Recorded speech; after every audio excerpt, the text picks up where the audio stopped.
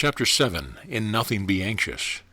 All through the Bible we are told not to be anxious, not to be fearful, not to hoard or save, because an invisible power is at man's command to supply every need, but we were told that it would not work unless we believed in it. If thou can believe in this God power, all things are then possible. It is difficult for man to believe in this power because he has had a right training in unbelief. I'll believe only what I can see was supposed to be the height of wisdom. We believe in a world of externals, where we thought everything just happened. We did not know that back of every happening was a cause, that we ourselves started in motion the machinery which produces good and evil in our pathway. We did not know that words and thoughts are a form of dynamite and should be handled carefully, with wisdom and understanding. We hurled out into the ethers words of anger, resentment, or self-pity, then wondered why life was so bad. Why not experiment with faith? Trust this invisible God power, and in nothing be anxious, but in everything by prayer and thanksgiving let your requests be made known unto God. Could anything be more simple and direct? Anxiety forms you have become habit. The old thought forms you have built up in the subconscious hang on like barnacles on an ocean liner. But the ocean liner is put in dry dock once in a while to have the barnacles scraped off, so your mental barnacles will have to go through the same process. The dry dock is a big situation. I know of a woman who has been a coward all her life, particularly about finances. She worried all the time about money. She came into this truth, realized how she had limited herself, and suddenly made the giant swing into faith. She commenced to trust God and not the external for supply. She followed her intuitive leads about spending. If any of her clothes made her feel poor, she would discard them at once, getting something new to make her feel rich. She had very little money, but gave 1/10 to good works. She was winding up herself into a new vibration. Very soon, things commenced to change on the external. A woman on whom she had no claim, who was merely an old friend of her family, left her $1,000. A few months later, another 1,000 came in. Then a big door opened for her supply, and many thousands came in. She had tapped her invisible supply from the bank of the universe. She had looked to God only for her supply. Then the channels opened. The point I am bringing out is that she had lost all anxiety about money matters. She had established in her subconscious the firm conviction that her supply came from God, and it never failed. Man is an instrument for infinite intelligence to work through. It will express through him as success, happiness, abundance, health, and perfect self-expression, unless fear and anxiety make a short circuit. If we want examples of fearless faith, go to the circus. The circus people perform seemingly impossible feats because they think they can, and they see themselves doing it. Faith means that you can see yourself receiving all things that you desire. I will give to thee the land that you seest. You can never do a thing you cannot see yourself doing, or fill a place you cannot see yourself filling, not visualizing, making mental picture. This is the mental process and often brings wrong and limited results. It must be a spiritual realization, a feeling that you are already there, be it in its vibration. I was very much impressed with the story of a great football player who was the greatest all-around athlete in the world, who trained in a hammock. One day he was lying there drowsing in the sun, and the trainer came up to him with tears streaming down his face and said, "Jim, for the love of Mike and your country, won't you get up out of your hammock and do something?" Jim opened one eye and said, "I was just thinking about that. I was going to send for you." "Good," said the trainer. "What do you want me to do?" "First," said Jim, "I want you to mark off 25 feet down the ground." The trainer did so. "Then what?" said the trainer. "That's all," said Jim, and he closed his eyes and swung happily. After at least 5 minutes, he opened them up and looked at the mark for a few seconds and then closed his eyes again. "What's the idea?" yelled the trainer. "What are you doing?" Jim looked at him reproachfully and replied, "I'm practicing the broad jump." He did all his training in a hammock, seen himself doing the broad jump. Without the vision, my people perish and lack in limitation. You may work very hard on the external and accomplish nothing if you are without vision.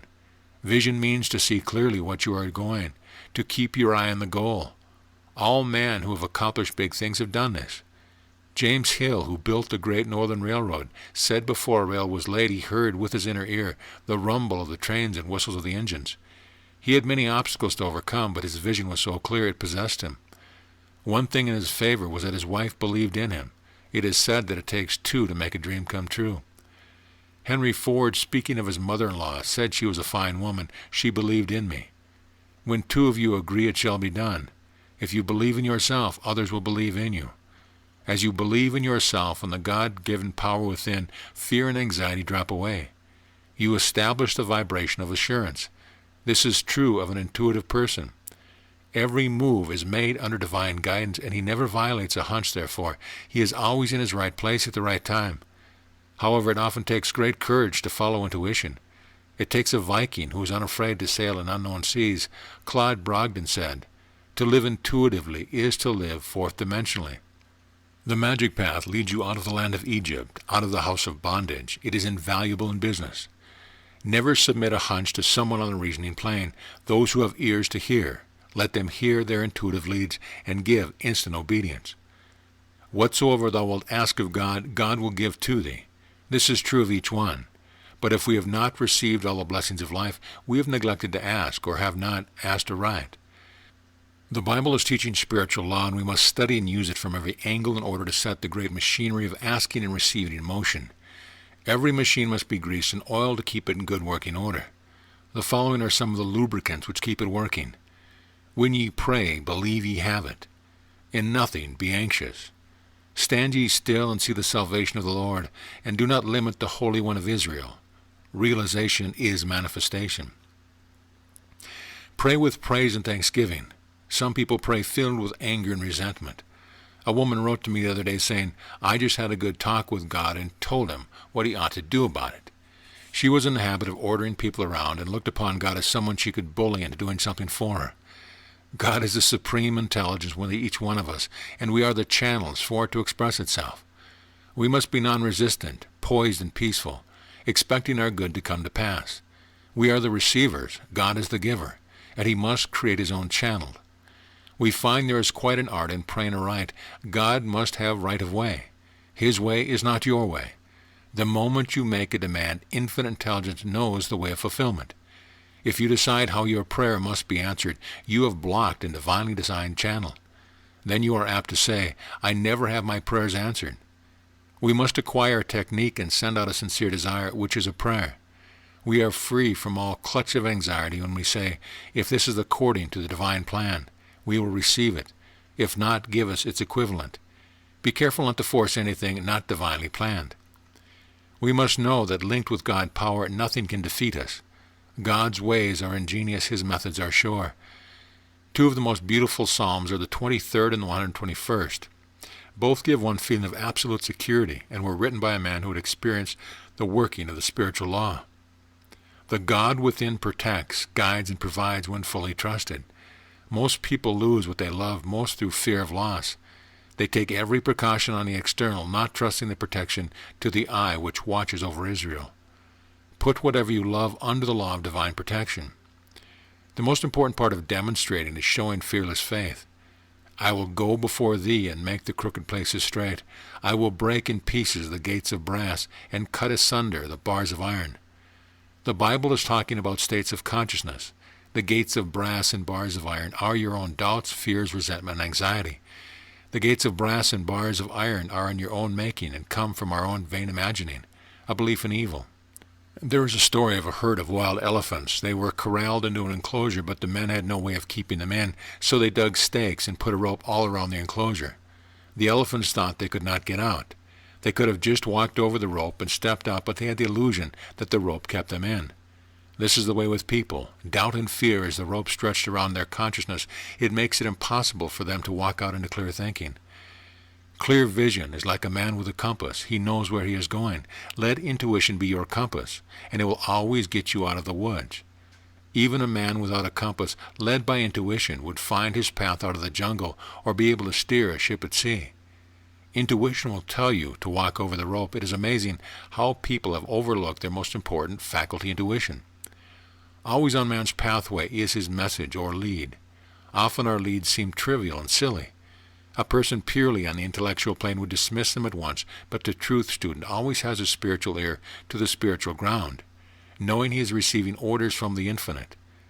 The Bible speaks often of the still man voice. It is a voice which is not an actual voice, though sometimes actual words are registered on the inner ear.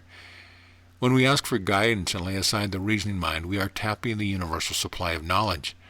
Anything necessary for you to know will be revealed to you. Some people are naturally intuitive and are always in contact with universal intelligence.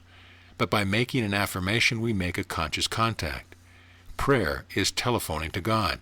The intuition is God telephoning to you.